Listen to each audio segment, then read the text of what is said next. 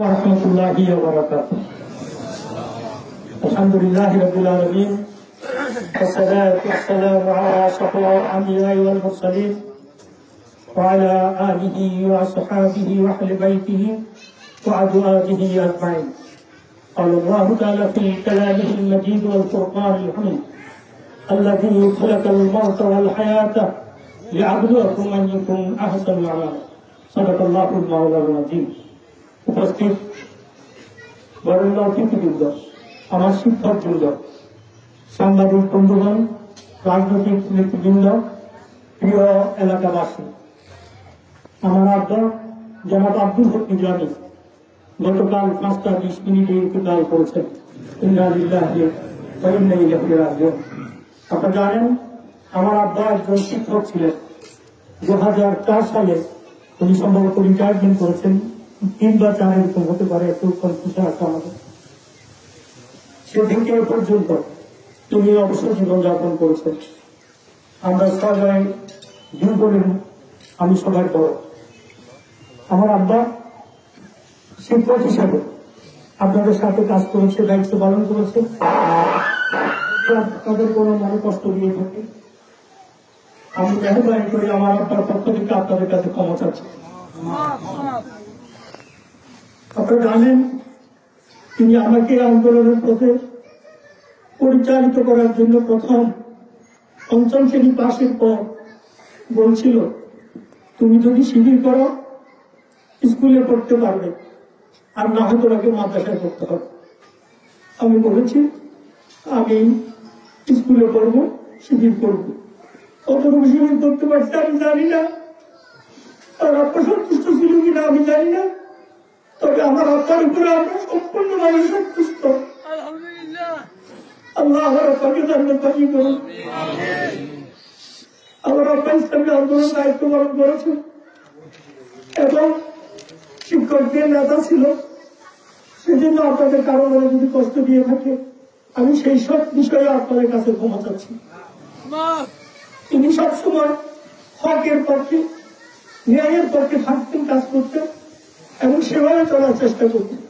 রিটায়ারমেন্টে আসার পর ওনার কিছু বেনিফিট ছিল, শুধু ঘোষটা আমার কারণে তিনি সেটা গ্রহণ করেন নাই। পরে আমি লিগেলি সেটা তাকে আদায় করে দিয়েছি। তিনি বলেছিল, হাউসের কবি সাইফুর রহমানের পিতা শিক্ষকতা জীবনে করে দিয়ে নাই, রিটায়ারমেন্টের পরে একটা ঘটনা, যার পরে ছড়ায় উত্তরে সেটা আমার উদ্ধার করতে সক্ষম হয়েছে। প্রিয় এলাকাবাসী, এই প্রতিষ্ঠান তিনি করেছেন এলাকাবাসীকে সাথে নিয়ে। এই মসজিদের তিনি প্রথম ইমাম, তিনি প্রথম মুতওয়াল্লি।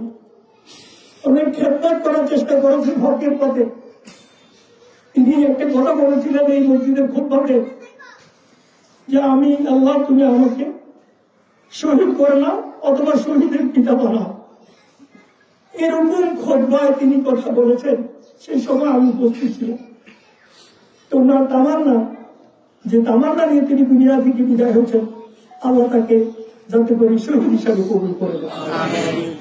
আমরা আজকে রাজনৈতিক নেতৃবৃন্দ, শিক্ষকবৃন্দ, আমার কলেজের পুরো বলি, আমাদের সভাপতি আতিকুল ইসলাম স্যারের নেতৃত্বে মোহাম্মদ আলী স্যার সহ সকলে চলে আসছেন, আমাকে জানাচ্ছেন। এখানে আমাদের সুবিয়া মাদ্রাসা, যে মাদ্রাসা তিনি কমিটির মেম্বার ছিলেন, আমাদের এই বাবুসিদ্ধ হাই স্কুল, সেইটার তিনি কিন্তু কমিটির মেম্বার ছিলেন, এবং পার্শ্ববর্তী সে দারগাহাট, রহমতাবাদ স্কুলগুলো তিনি কিন্তু শিক্ষক হিসাবে কাজ করেছেন। তো আমাদের পরিবারের জন্য দোয়া করবেন। আমার আম্মা এখনো বেঁচে আছে, সুস্থ আছে, আমরা যাতে পারি সবাই মিলেমিশে থাকতে পারি, সেরকম আপনাদের কাছে আমি দোয়া চাই। আজ থেকে আমি একদিন আপনারা আমার অভিভাবক, আপনারা মেহরবানি করে আমাকে বুদ্ধি দিবেন, পরামর্শ দিবেন। আমার বাইরের কোনো আচরণে কষ্ট পাবে আপনারা আমাকে জানাবেন, আমি ব্যবস্থা নেব। কেউ যদি আমাদের কাছে কিছু তারতম্য পেয়ে থাকে, যেগুলো আমরা করেছি সেগুলো আমরা পরিশোধ করবো। কিন্তু আমার আত্মা যদি কোন ধরনের লেনদেনে আপনাদের কোনো টাকা পয়সা আপনাদের কাছে পাবে না, যেহেতু আপনার কোনো লেনদেন কাউকে টাকা দিছে আমার জানা নাই, কিন্তু আপনারা যদি কেউ পেয়ে থাকেন, মেহরবানি করে আমাকে বলবেন, আমি সেটা পরিশোধ করে দেবো। আমার 2 বোন বিবাহিত, আমার বোন, আমার ভাইরা গত 1.5 মাস প্রতিদিন ডাবল ডিউটি করেছে আমার আপনার জন্য। তাদের এই কষ্ট তাদের আল্লাহ কবুল করে নিয়ে সেজন্য আপনারা মেহরবানি করে দোয়া করবেন। আমরা মিলেমিশে গ্রামবাসীর সাথে, এলাকাবাসীর সাথে, বিদেশবাসীর সাথে আমার আপনার অ্যাবসেন্সে আমরা একসাথে আপনাদের সাথে থাকবো, সেই কামনা আমি করছি। আপনারা আমাদের সবাইকে দোয়া করবেন।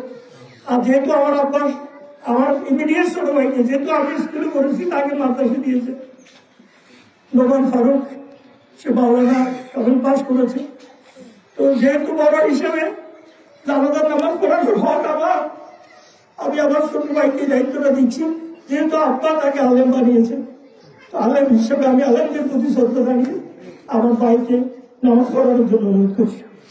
মেহরবানি করে আপনারা পিছনে চলে যান।